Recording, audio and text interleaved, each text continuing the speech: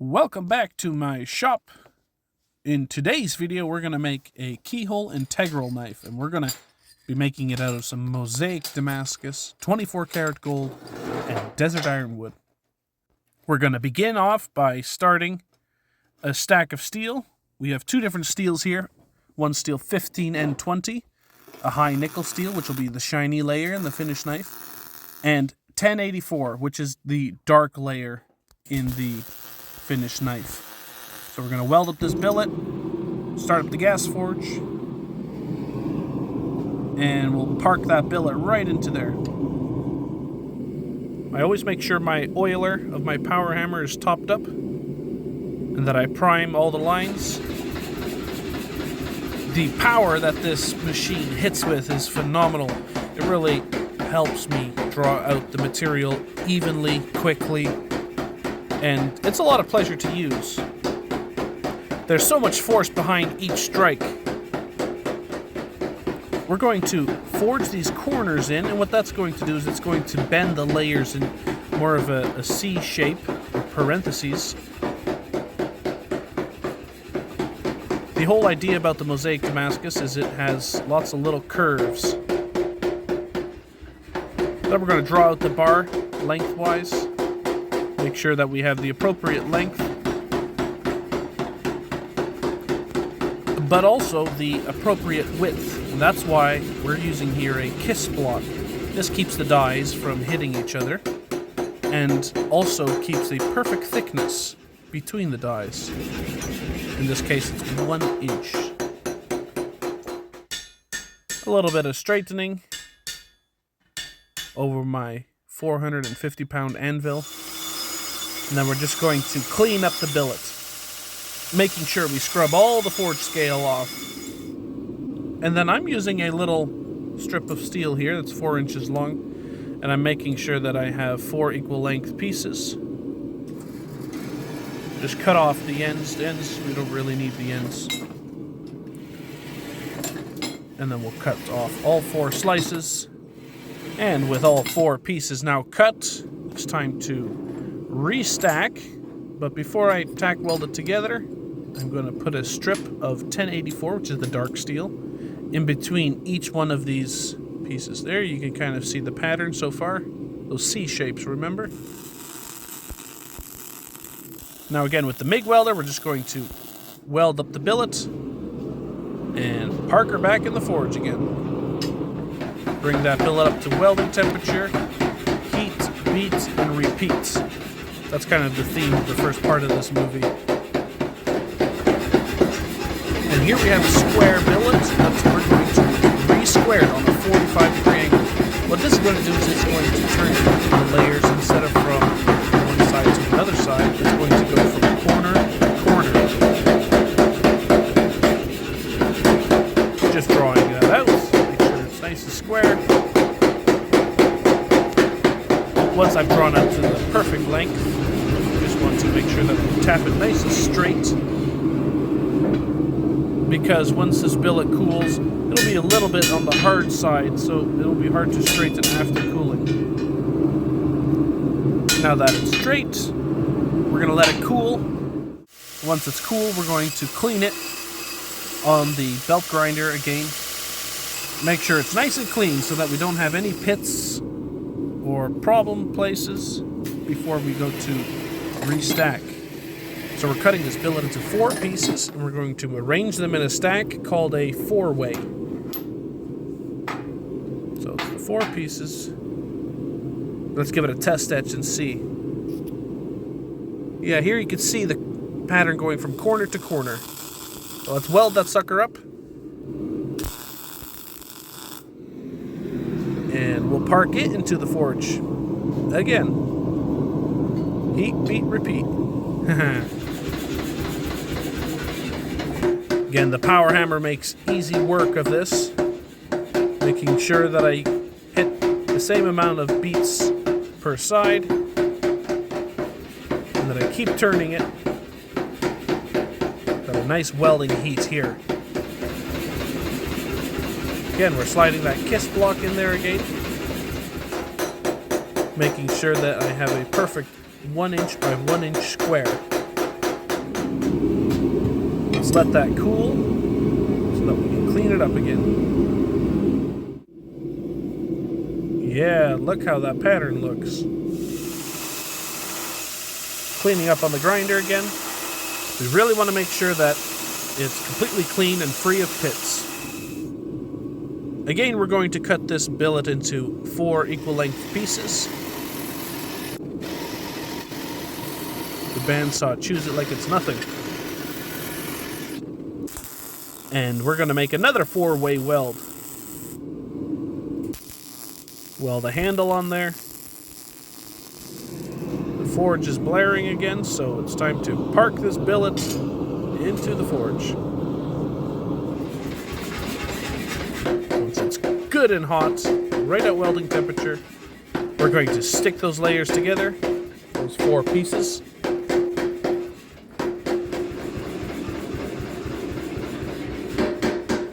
It's fun forging at night because it's all dark outside and it's all cozy in my shop.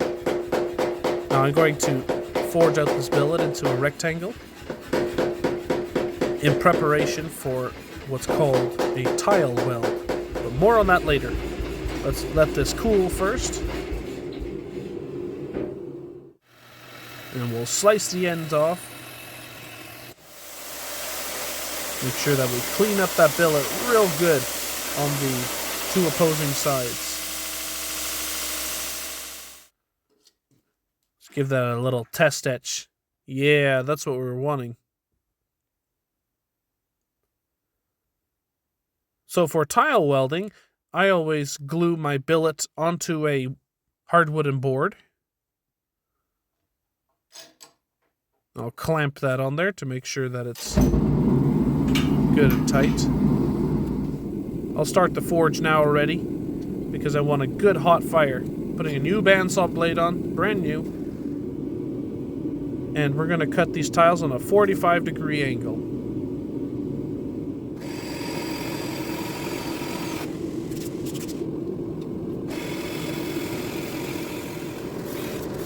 Boy, am I ever happy with my bandsaw. Really makes quick work of everything. Let's knock those little tiles off. And so this is how we're going to do it. We got our billet, and then we're going to turn each one of these tiles a half turn clockwise, anti-clockwise, clockwise, anti-clockwise, and that way all the layers will match each other. I'm going to just tack weld the sides. I have it laying on a magnetic chuck here so that it keeps all the pieces nicely stuck onto the table. Let's park this billet in the fire, and we're going to get this real good and hot. Just give it a couple taps to set those welds. Don't overdo it on this first heat. Let's get a second heat on there. Good and hot again. We're going to just grind the welds off the sides of the billet. While the billet is still hot, it'll grind really easily. Let's slip it back in the fire. Heat her up. And again, we're going to forge it out. Make sure it's forged nice and square.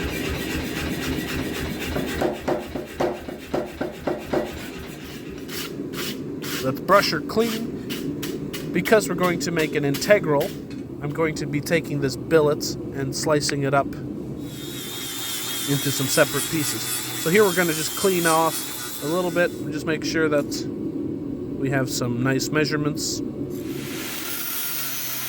Let's slice off those pieces.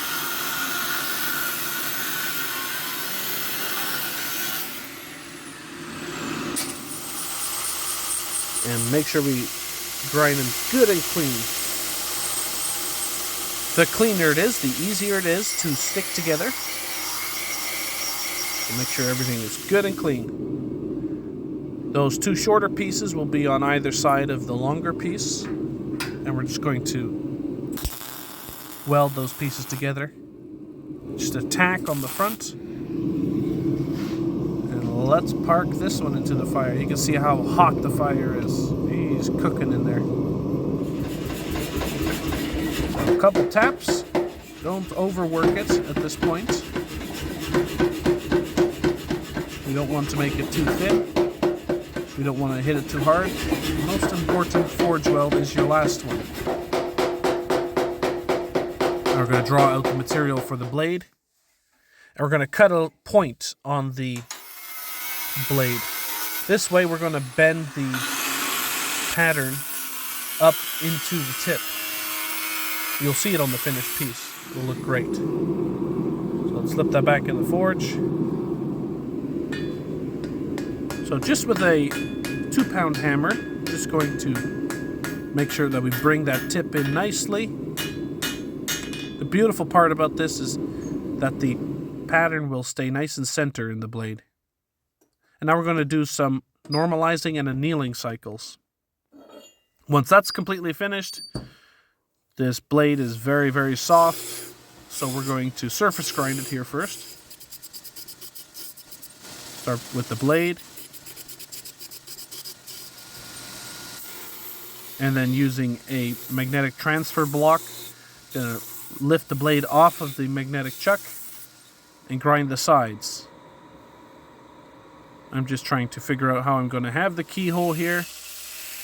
Right around like this, so gonna grind off all the excess material, at least around the perimeter. The 2x72 is such a universal tool. This is my most used tool in the shop, my grinder. Using the waterfall platen here to clean up the front of the bolster. And I'm here trying to make a profile of what I'd like. My friend Mark made me the center punch and it works great. Make sure that the bit doesn't wander. And then I will drill first with a smaller drill bit. My finished hole is a 1/2-inch hole. I take my platen off, which is thick, and I put a little thin platen that I made. I will put that platen on a 1-degree angle. This is really important when making a keyhole, because when you press the wood in, you want to press from the larger side to the smaller side, and therefore you will have no gaps. Laying out some lines here. We're going to be putting a little pinhole that'll go from the top down to the bottom. It won't go all the way through. Let's deburr that here real quick. And we're going to just hand sand the one side of the knife, because we're going to put a gold logo in this piece. So with the fiber laser, just removing the material. And then with this little chisel, I am undercutting my logo. This is a little bit tedious, but if you do it right, you can put the gold in and it will stay in forever. Get that. The J is in already. For my initials, JVB. Let's just sand all the excess gold off. Beauty. Now just using some acetone, I just want to degrease the whole piece. Wipe it clean here, and I'm going to use some Condorsol on this knife before heat treatment. The Condorsol is an anti-scaling compound. It will keep the scale from forming on the knife during heat treatment. It's super important to have, otherwise you have all this dark scale you have to grind through. So putting it in my kiln at 1500 degrees Fahrenheit, I'm going to pull it out and quench it. Always comes a bit of smoke off of my quench tank. After quenching, it's hard as glass, and so I'm going to take it into the kitchen oven to temper back, so it will have the perfect temper. Alright, it has fully tempered, and it's now time to surface grind the sides. I'm using a fine belt on my surface grinder, because I want to have a very crispy and sharp edge. I will be using the Sfreddo method to make this keyhole. Rodrigo Sfreddo has come up with the keyhole design where you press the block into the bolster, using the bolster to cut the exact shape of the block. And he has been so very gracious with his information. I will be choosing a piece of desert iron wood for this project. It is such a luxurious wood, so rich, so dense. I think I have the perfect piece. So I will clean off the sides. I mark the side, the smaller side and the larger side. Remember, we want to press from the larger to the smaller side. This special fine pencil I can use to trace the shape of the keyhole. There you can just see the lines. Gonna cut off some of that excess material with the bandsaw, and with the belt grinder I'm going to shape about 96% of the way finished. And then with the little hand pump hydraulic press, just make sure I have a perfect little footprint. Now that I have the perfect little footprint here, I'm gonna take it off, and you can see exactly the shape of the keyhole, so I'm going to trim down to about 99% of the way. Again, because we're going to be pressing from the wider side to the smaller side, it will not open any gaps up. There you go. Alright.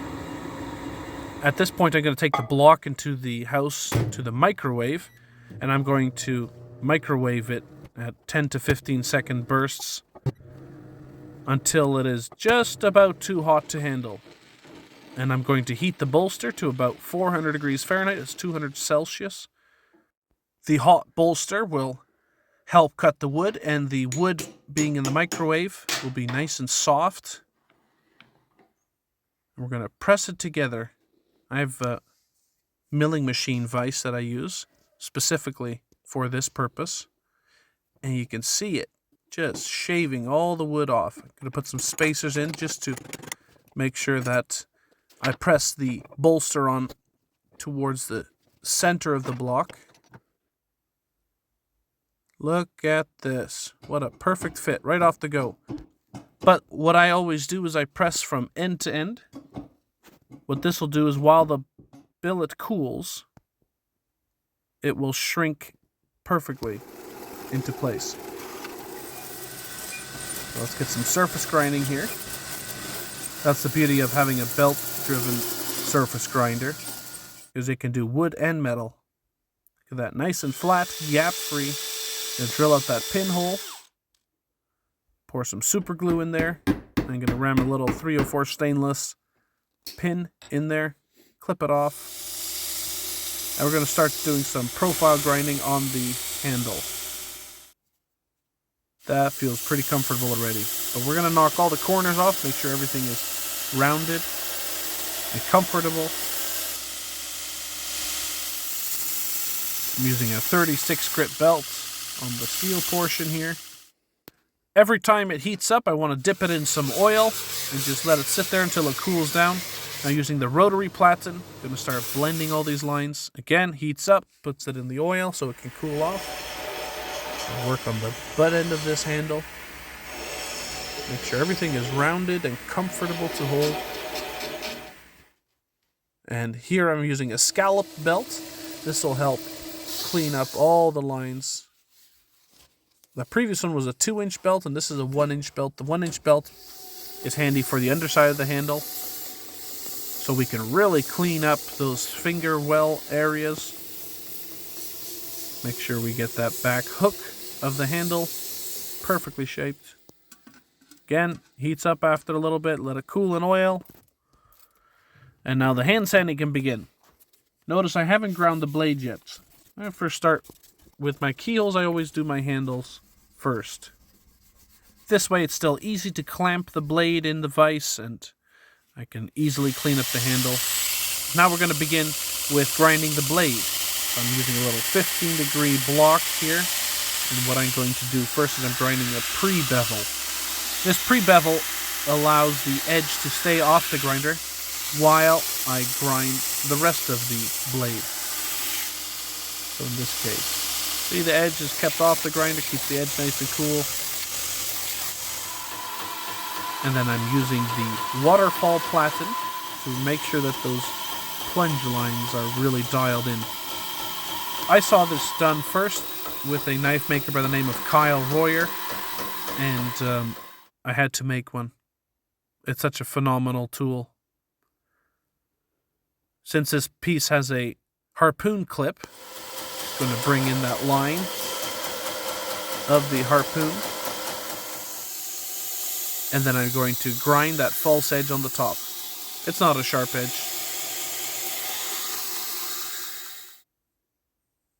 There we go. Grinding is complete. Now on to the hand sanding. Hand sanding is one of my favorite things to do. It takes everything that's rugged and turns it nice and soft. Look at that. Now the other side. This is 400 grit sandpaper. I like to use Rhino wet sandpaper. And here I am coating the handle with a nail polish. Because I'm going to go etch this piece, I want to keep the acid off of the wood. So I'm just going to clean it here. Make sure it's good and clean. Dip it in some ferric chloride and water. The logo really pops. Yeah, that test etch is really good. So we're just going to let that etch here for a good hour 15 minutes. It's a pretty weak solution. But after I take it out, I'm just going to let it sit in some oil overnight. Starting to look really luxurious. All right, the next morning, I take it out of the oil. I'll just dry it off. And after etching, I'm going to start hand sanding at 1200 grit. Make sure that I polish all those high spots. The 15 and 20, the high nickel steel, will stay then very, very shiny. This way, when I buff it, I'll buff the tops and the sides of all those shiny layers. So I'll go over the entire knife. And then I will clean my buffing wheel and polish just the handle portion, the wood portion. That way I won't get any dirty smudges on it from the metal. Again, we're going to just coat it with some nail polish. Because we're going to go into a coffee bath. So I'm mixing 2 cups of water for one of these jars of instant coffee. The whole jar. Hehe, that's some strong coffee. Not for drinking. This will really bring out the dark black of the Damascus. So we're going to make sure we scrub it really good.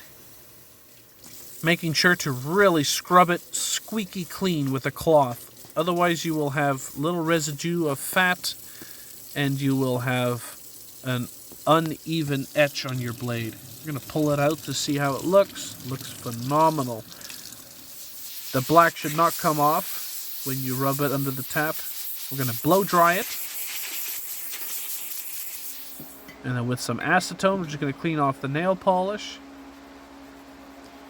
Yeah. With a heat gun, we're just going to heat up the blade and the handle. And I like to use G96, it's a gun oil, for oiling the knife. Well, there we have it.